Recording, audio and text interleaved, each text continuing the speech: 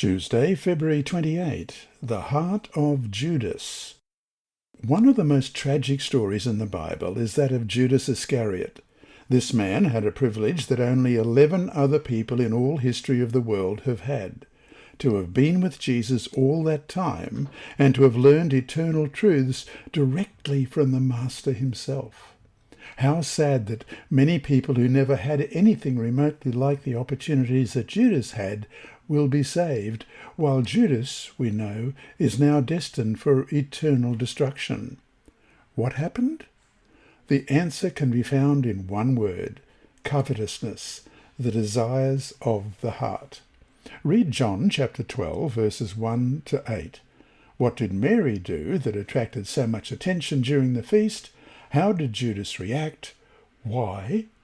What was Jesus' response?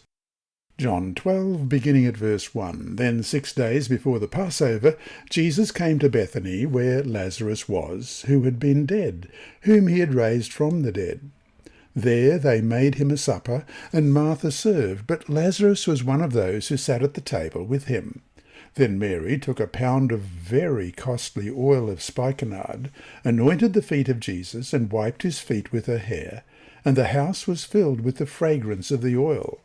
But one of the disciples, Judas Iscariot, Simon's son, who would betray him, said, "Why was this fragrant oil not sold for 300 denarii and given to the poor?"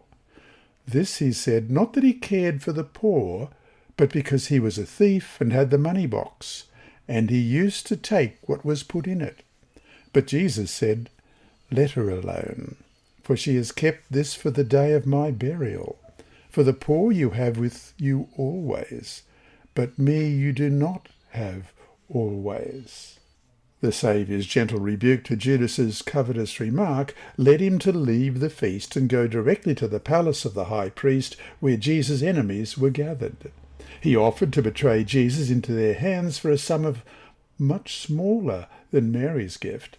As we read in Matthew 26, verses 14 to 16, then one of the 12, called Judas Iscariot, went to the chief priests and said, "What are you willing to give me if I deliver him to you?" And they counted out to him 30 pieces of silver. So from that time he sought opportunity to betray him. What happened to Judas? Having had so many wonderful opportunities, so many rare privileges, why would he do something so evil? According to Ellen G. White, writing in The Desire of Ages, page 716, Judas loved the great teacher and desired to be with him. He felt a desire to be changed in character and life, and he hoped to experience this through connecting himself with Jesus. The Saviour did not repulse Judas. He gave him a place among the 12. He trusted him to do the work of an evangelist. He endowed him with power to heal the sick and to cast out devils. But Judas did not come to the point of surrendering himself fully to Christ. End of quote. In the end, we all have character defects that, if surrendered, can be overcome through the power of God working in us. But Judas did not fully surrender to Christ, and the sin of covetousness, which he could have overcome in the power of Christ, overcame him instead, with tragic results. Who among us doesn't struggle with covetousness over one thing or another? In this case, what he coveted was money, and that covetousness, a problem of the heart, led him to stealing, as we read in John 12, verse 6, which ultimately led him to betray Jesus. What a frightful lesson for all of us about the danger that covetousness can bring. What seems like a small thing, a simple desire of the heart, can lead to calamity and to eternal loss. This lesson was read by Dr. Percy Harrold for Christian Services for the Blind.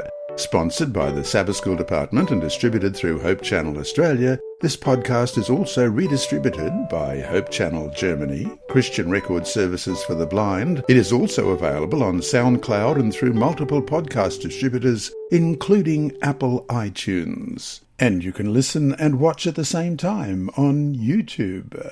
Remember, God is always faithful. And here is a disclaimer.